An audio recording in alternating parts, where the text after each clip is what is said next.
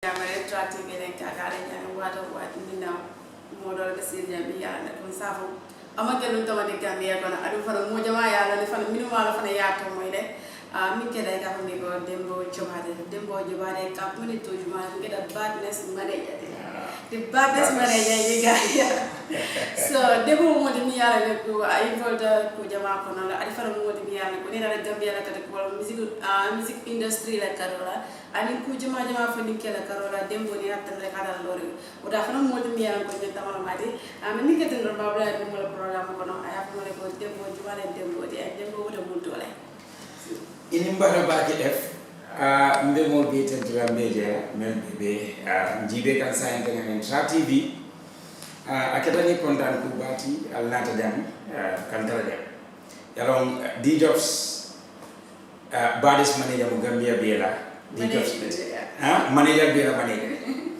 ngadi bela konto ka foy fana alnata yale yalon ko dal fana siata mo ay kaya optics fana mbeo ko dal kono o fana mbeo dimbaale kono mi yalon ko alhamdulillah rabbil alamin ni be do ko la mo safo nyin kama ko to fana biri e nyin establish di business o isula tan mo le me yalon ko wala be itol tangé la Gambia non la wala na ina tante kan alhamdulillah rabbil alamin biri ni e blodo nyobulu pour que la business o tangi même bi jam e itol fana nafa jamade ko Mohamed Alam memu the chief of the Metro Stadium or the CEO atale tamu janti anala do bunul be atale be siri jam molo me non ka tikitan na baki woto bi akamda ko partnership o men ben tema partnership koyri ma partnership senendiri ma partnership o me non ko ayande se won bela fila Gambia no be nanata spectacles la lens kenul ani nya ka bisti ay kenda inana ay kay optics na fala nyama nek ka fanya daga Jobz the baddest manager are involved in so many things kama yawo nyamde no but ani ko be lafta ya fu mole go ile bodo mon dole and ya career start nyaadi la fama that's like if baraka ba ke ndi I am from Brikama boyo Sateba mbodo wala to nakara wanga ke nusa le ngakara mo 2 or 3 ngana tertiary education ke nga management study ani economics nga mass communication study nga business administration study nga public admin study public admin then masters ke kan wala to so basically indela expertise management no because nga degree men be so nga so fanale nga fahamuro fana men be so fana alhamdulillah rabbil alamin management karola woto nga ala tendo woto abe wanyama nga career fana dati 2006 in Brikama and then ning estile career in dati but first we met in 2004 lene hanle mbole so career in proper 206 207 I first single bondi woto mo promotion to fana ndol yakamda ko de mo promote mo manage ngela sidil bulana jifo kono na ay nga samba radio to nga di la lieta open soul to andi like nga be that wala jama fo wala na tam ma koy je 2013 e bring atela force album o bondi song do men bije musuko sa bo ani distinction ko ya sa fana Gambia non be na ta non nga do ko nyori fo 2014 nga ali no bondi o be na time no butum be na ta gena farmanta nak nga mi mul fana nga ta de gena lo wala to e gena sunde ko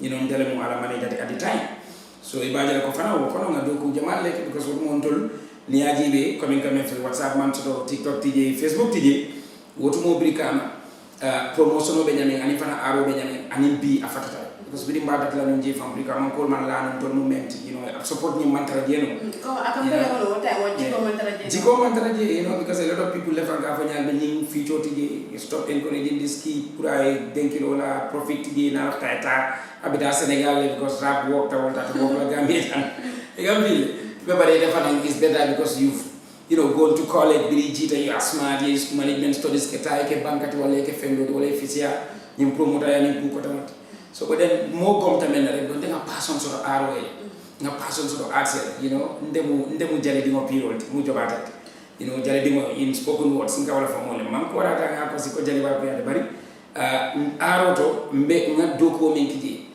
woyin tan le ko to na nga intention ha na wala mina na jinya to do woni ni na ni gida SD la karota ani safu no mo lete yemo jele mo ne to yemo ne start yeah exactly ngamira ati SD nyanchu aning jollof arts birin tata je ngamira artist kono to ayo sile fotan you know all in all if you put it together kamta ko 14 to 15 artists no le do ko kijal dol bi je fam birin ni artist do be do ko lan kawol ma koy du mala ni la manager ni promoter o lena man fe you know bari wo fanam fasake wala nyam oto bi ngamirante almost ning artisul bele do ko in one way or the other ba do fanam bi je is tentative yetara ku kono ko nya di jos do be ne kono de bari sulata ning kati kare la iko itele ka dada you know like the press book you know that I prepared for some couple of artists mela ko ni mata do ko fama you know because they saw the document with me you know okay I did it for Nyancho and they also requested for me to do it for them so akam to ko like do bi jele ni ba do ko la but wol mom dara fin ko ni dol fin nya yes ate banna den ko min gamen for them you know amanke fan artist da ma do artist fan ni la manager ni la promoter mele ala ko manager yato ila fahamro man waraji you know amanke do yari ti bar wala to nyati bari fana nena man na bunda tamwe ni nata kay ko bro ha lafte press book letter dane for instance wala lafta pour proposal letter sa fenye lafta pour endorsement proposal wala sa fenye I will do it for you wala na I have the high profile music business consultancy firm privately if you look at it be come in the title artist manager and music business consultant so if I'm not managing you I am also on my private consultancy services you know, which is very clear. That has nothing to do with Miss Jobz. It has nothing to do with any artist. My capacity as Miss Jobz manager, for instance, is not in any connection with my capacity as a music business consultant or a content placer. So I am free to work with other artists, either secretly or plain, in making sure that if they don't have the capacity or they don't have the knowledge, you know, to do whatever they want to do in terms of endorsement proposals, in terms of lobbying issues, I can come in to support them. Go bigger. Nani la fana comme like Jobz ke da boole mi yalla ne ko comme na fa ñani ni mo jama be do wala bot comme ni nata na mo ne ni site mo le ni mo sabala no ni saf ko mo ne fin da outside ni tol fin da ba wala ke da estate ani ñan ko mi yalla ñame ani Jobz ni very well site mo jama ka wala mo ka wala ko Jobz na ne mo do ko start anabka lama so ka jani ay ko jey dar la do mo mo ci saw fodi abe dala sekla mo fodi abe ini mi do ko la wala karola because abe kumbo do mo jama ya mo sen ko ne bo kumbo de la ta ko la mu ke ne man ne ya fanye at sania so la ta ka mo ni fo lo je bis fo fere sir ya explain mo le mo saw no yeah to able come for long an individual's perception of an event is unique to that person but one thing for sure yadele haramadu me ala bay tendara sitarabu surtout artiste medin fole nga fam fonne dum tedum nin to yana da tan straight no haramadu me tendara sitarabu niyama koy lummen na kemel lunata problème o mina ndalla artiste ko ndado wala you ni ba start la tenders bar ni lolu ite kata ko ke for $500 na wallahi ini be problème so mono sa very good well itol la jeli nya because b ninte nite contract ko signé menko ninta na kata ko ke ngako do nati ni wuli million fula ndana ta million kilintala ite million kilintala o contract ke wona ta fako nimbi ndela na fatmata nati ite kam ko akari imunna artiste de kam ma de fatmata fele investor a lafta kulu ka dabula na programme ko to ndum a ben so kam $500,000 la contract ko ni fako nim fatmata yam $500,000 la ite na fatmata na for artist fatmata no woto ite nyanta $250,000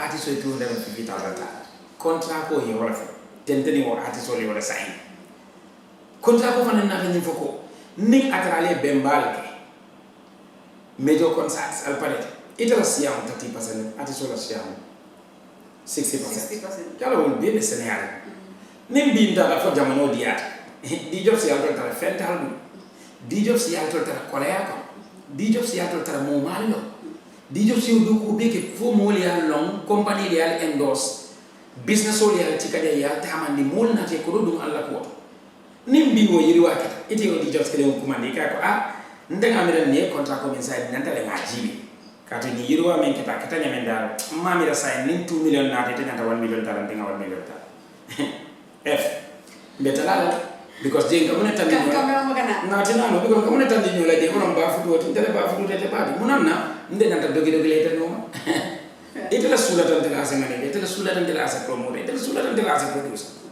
so I feel ko wo respect ko nyanta bori la de artisol ni ima ko ibal tema yajele harama de ima ko ila wala ima ko ibal ima nyana tulone inanti hormala le buna oto bi inda den ko efforts beke pour ko do enete ni atarantenite sartol le so sartita wala nga wala signa contrat ko ite ta fa nyabe ade ko nda nyanta falin nale nga wala nter nga wala nga berente wa digi ya mbe ko yala anu wala ndete wotala artist le in this country or outside lu leer nga wala fo comme na fala ya ngela ko na contrat ko be nyame kunungo ani kunun hani bi abe wala na fala nyame rek ka fa ñu nek di job di batis manager ak tele mo mi yalla ko dem futa ram tendron ak ko pour ma baba be sinendra ali to nya fana ko bara ko wala ya fa nyame bu na ne je ko ma jama be nyame mi yalla fana aba explain mi bat no ba faham la ay ka bi say ka je manager mi keda batis manager de wis nari mo moy du dañu tendron do ko commencer abu sanyo ma tendron amari muna na amari ko ya mo ro so da mi ya ko bayro ma ji femo ko le mo mo ma mashallah ngai mashallah wala chat ha abe denni ku sabala kelim wulula duwa alhamdulillah rabbil alamin ani alfa kendol meni so do banko kan akata model tiban kata alma multi ila duwa bades manejaka fula abe darore nyin kanko murado nyindo nga karande nga faham nga experience ro di akoy tamma so abita saba ngani akendo ani ngani asana ya de dunia wala na hani afa ro fa ndeka harama de do janel mbaka do nyin na jam membi jam ngani yo if yemen ngani ya ifai ya ngani ya jamara mano be wallahi billahi ta'ala tabata ya de be ko ke kan ni ngani yo ko dunia ko ba ke kan ngani yo ala results mo be kadi ha ndi iba fala la ko di job sa diamo siata ala foso la siata ke parele abe dunna jana be findela dana bari manke mo ngani ya jawte wa degi ya e nde manjawe ngame ngani ya famay ngole ngani ya bunara mano be wala nam be dunna atiso nka don jele ka mon simo fon kumut nka tunene nimbe men na ko wala nan dunta fembe ni dona fembe ma abe karatan mbuka mo manage ni ngane fula ha nde bi mbari tan ka kido ta kidi ke sota artist jamale ngane ni melbe do ko previously ngane ndiri jamale te tayde mo jamale bulela ko wala de yenni mo jamale dundi nyola jande oto bi nde alhamdulillah rabbil alamin experience bal fana ya jere ni mo yo ngane tendo so ni atata bi nde ngane mo dal ngane fula de efto ni defa ni bla of course ni problem on be geta dem all the hulabalus and the brouhahas, we are all about Jobz. The fracasses that he had, the internet issues, the whatever public stunt, the talks and all these things. But at the end of the day, I became stronger. In fact, for some people, I was going to be fragile after all those whatever scandals. But then you see me, instead of losing weight, I put up weight. And I became more good looking. Instead of going down in terms of finances, I have been appreciated. In fact, I am coming. In fact, it was after all these problems that I hooked up with IKEA Optics. It was after all these problems that I had bigger, investment businesses. It was after all these problems I got more appreciations in GPPA. It was after all these problems that I got more connections, more ways and means to get millions in this country and outside. So, what is the essence of all that happened? All the incidents that they have created at Bruce Lee Police and all the nonsenses. Where did it end? You thought Jobz would never sign. You did all these things because you thought the only thing that you can take this guy down is making sure that you created all those, whatever check character issues like the highest Nigerian movie. Where are they today? Nothing absolutely happens. I am here.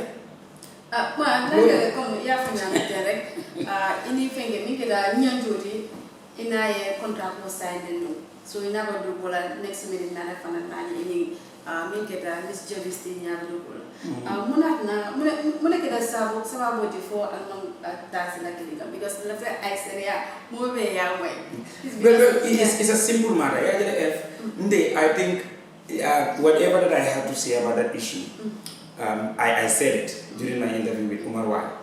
You know, when I came 1 week after the issue to clear the air, and I had another discussion with Dembo TV. That was last Tabaski when they came to Brikam.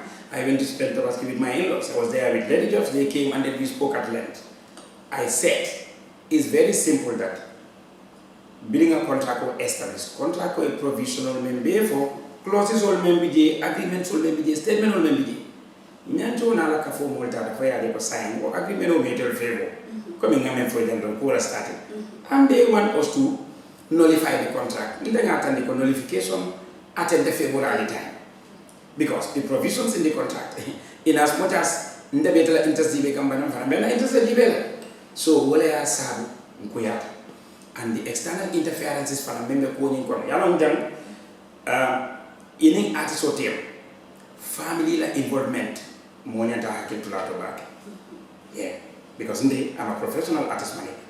So in the relationship in sakata nyawanya pride there family jenkende ji ninda nite contract ko sign sa full men ma fe kana mo de ma banda ba wasa tol men nga sign be do ko daro dira wala ha so ami je wala so say ni ada fugo ini Miss Jobz da Carola thing saying for the fenata bi tambi ala no ko mo ba because na jare thing min keta ay wali the alliance and we can fend bi ala go function ya like trending very well trending ay wali nice song nice video be Miss Jobz la former team you know la producer de life be temple hanibi you know nan aya nini kan se do ko aya katabaki no misi ani mo ko tan be ke ba men be ya kata ndega ay wadi tara bis bulle na video ni tara bulle ngami the only thing that I did was to harness ala management team mo nga establish me be temple be de because ibele efforts ke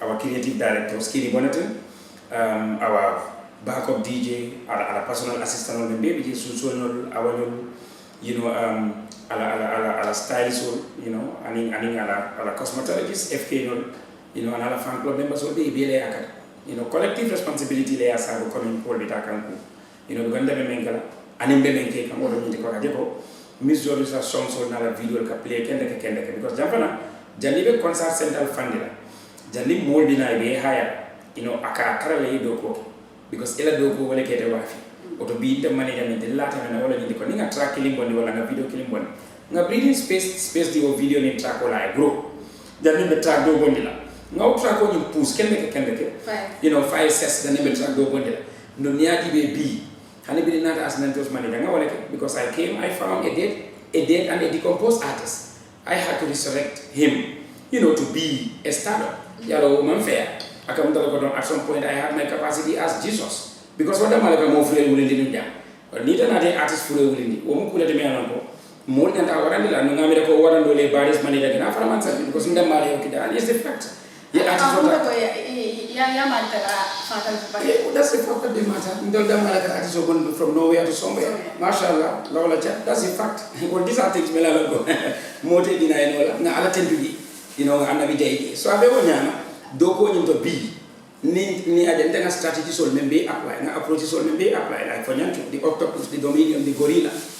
You know, what be more approaches to the rejuvenation, who come in the back, 4 approaches.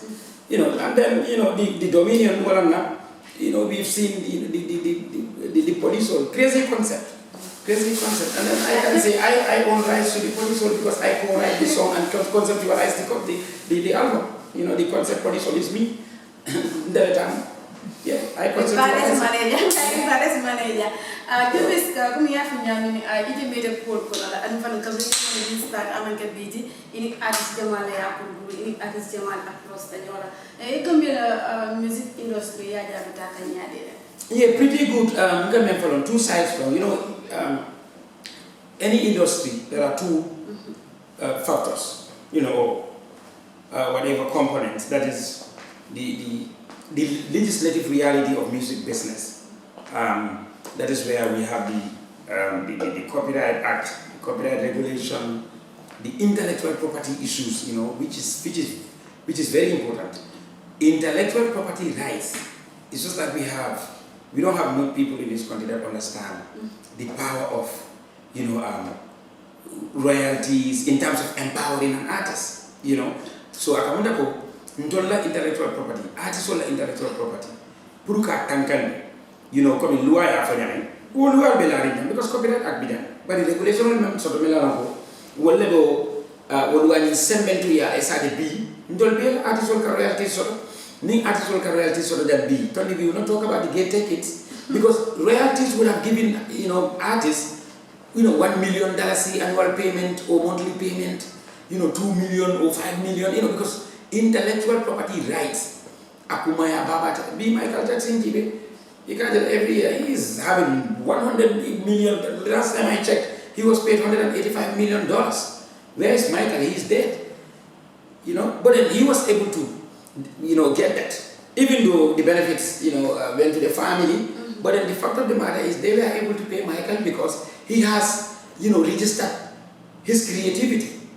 He has registered his craft. That is where the Copyright Act comes. That is where intellectual property issues come. Look at Michael Jordan. You know, the Nike contract, the Nike deal that he has with Nike company for how many years? That is important. I mean, you know, so branding, you know, in music business is important. It's not only about gate takings. Yes, our industry has grown to a certain level because people go to event centers now.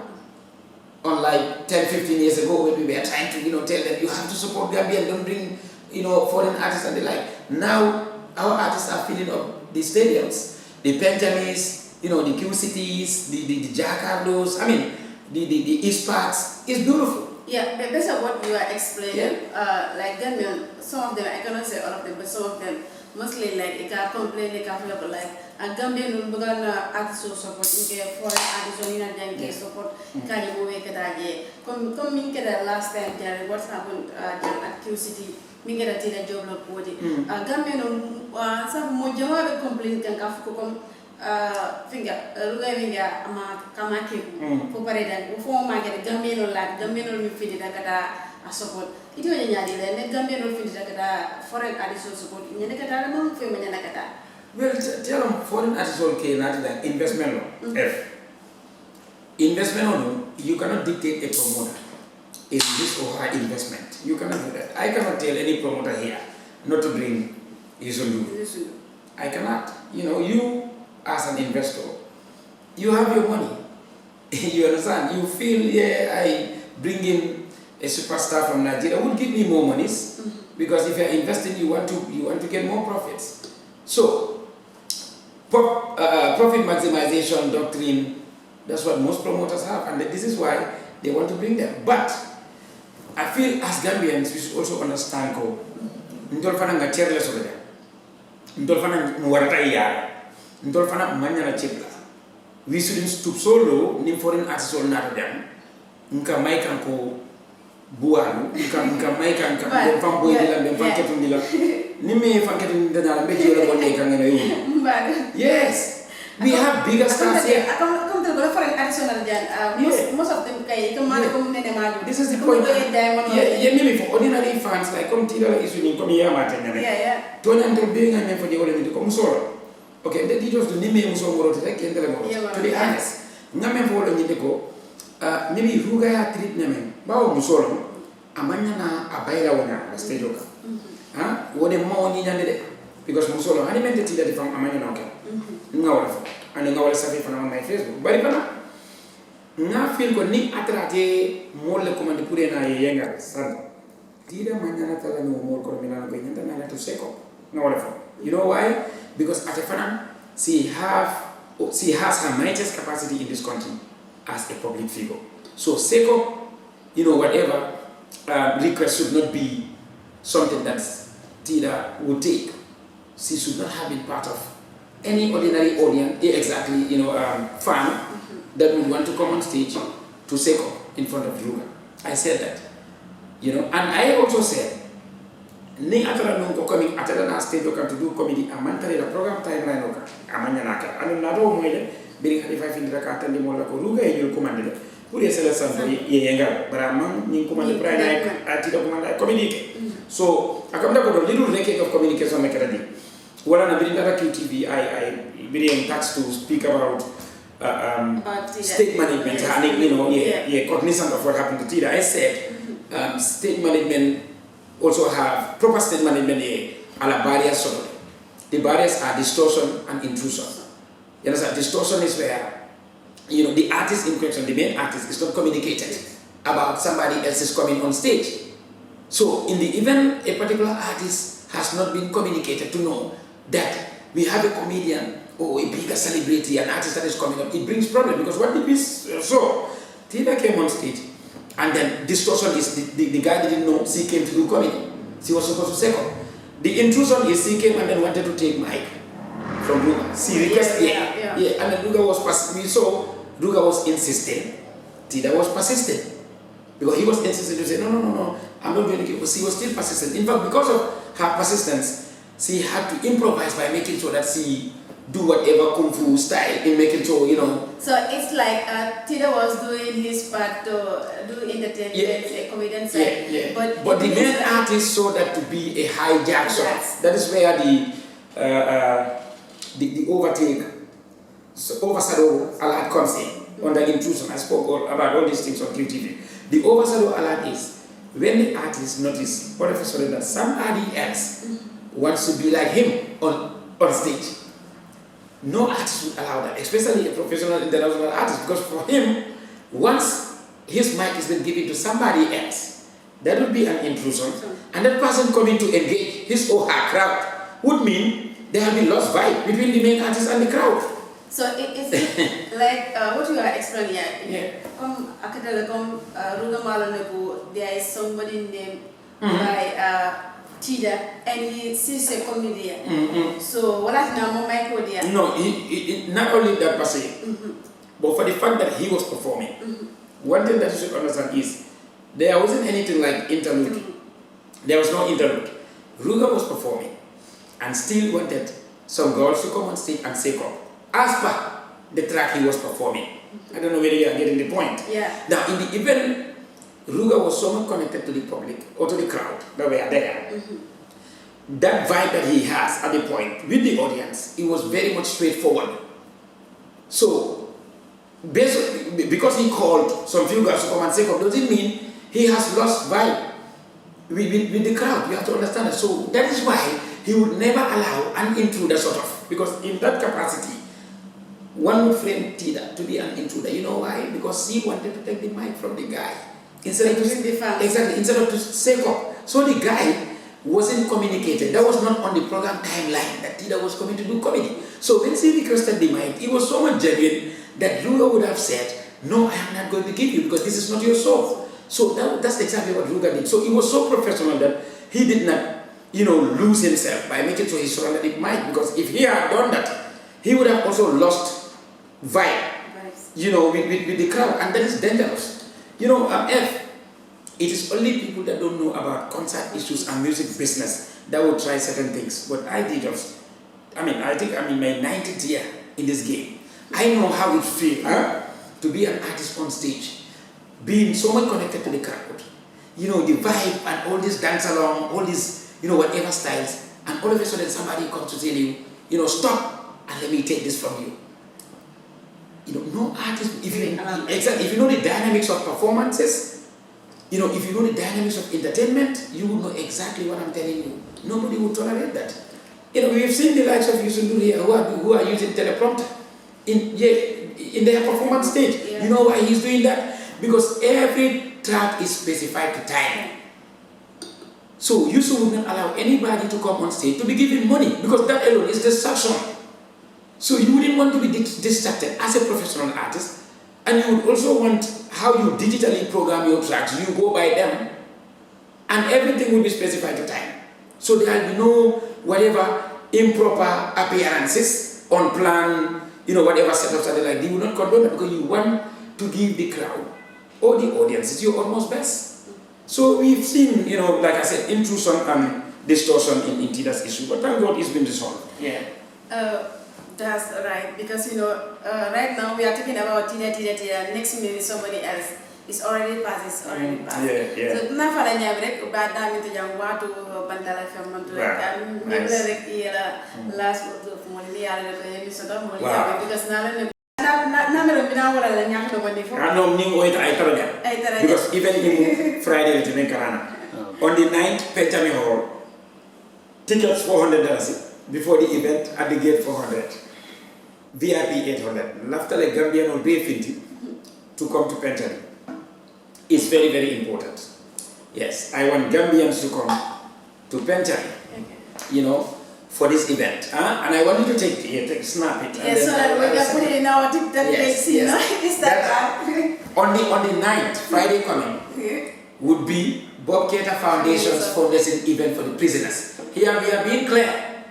Because they are organizing this event for the prisoners, that makes the cause to be God-liking and glorifying. And any cause that is glorifying, it is the utmost duty of the public to come and echo similar sentiments with Bob Keita Foundation so that we can be able to amass money to plow back to those that need it. The people in prisons, they are not bad people. They are our loved ones, our brothers and our sisters. Giving them second chance is profound, and it should be the utmost responsibility of everybody to do that. Bob Keita Foundation and Boubacar Bob Keita are very, very incompatible. Bob Keita is the only person that was able to do this. And there are so many people that went to prison but they couldn't do. So Bob and Bob Keita Foundation should definitely receive the highest standing ovation. And that's a fact. So kudos to Bob Keita Foundation. So what is your role in that foundation? Well, I am a consultant and an expert in the foundation, cognizant of my capacity as the baddest manager. So in terms of event issues, I like the fact that Bob brought me so that we can manage the event properly. And that is exactly what I'm doing. Ahead of the event, you've seen me going to all the media houses, having all the interviews, including this one. Because anything that has to do with Bob Keita and BKF, Jobz should be involved. So my coming to be part of their executive and the entire membership is something that I appreciate, and I want to convey my sincerest gratitude to Bob Keita and the entire executive. I am definitely happy. Let Gambians come out in their larger numbers, including you. Inshallah, we'll be there. The baddest manager on the 9th of Friday. Friday on the 9th June. Friday, Benjamin Hall, 9th of June. Don't miss out. Come out in your larger numbers. Come out for us to contribute in capital merits. The need for us to be one and support BKF. Support. $800 VIP. Ordinary, $400. Anyway, como aliama mi futuro mi kita Bob Keita program moji akana mi kita Bob Keita Foundation mi on the 19th this month and on Friday the mi kita June so ala finti ala so roll the camera also. Mohammed Alam and I care. Roll the camera. This one is coming. I don't know how you are going to program this. Make so. He will do that later. Yes, he will do that later. Ala berkebagi, ala lamer kunyiman, ala juga kunyiman kemari apa nyari tendron, jadi baris manajer, ala gua buka easy, ala nyari, apa dah, aku mah apa nyawa dah, rek, gua buka easy. So, apa involving pujama tu ni nasional company ke lekar, ani ke dah, ni dah music industry lekar. Kau ani kabirek, aku mau jadi, saya kalau belanda, ni track TV, anak bagi mana 4 kilo balai mau subscribe. YouTube, Facebook, Instagram, TikTok, median balas social media. Ani kami mena kamera malam ma konten ni kita ada sana pada floor dan mana apa. Alam berapa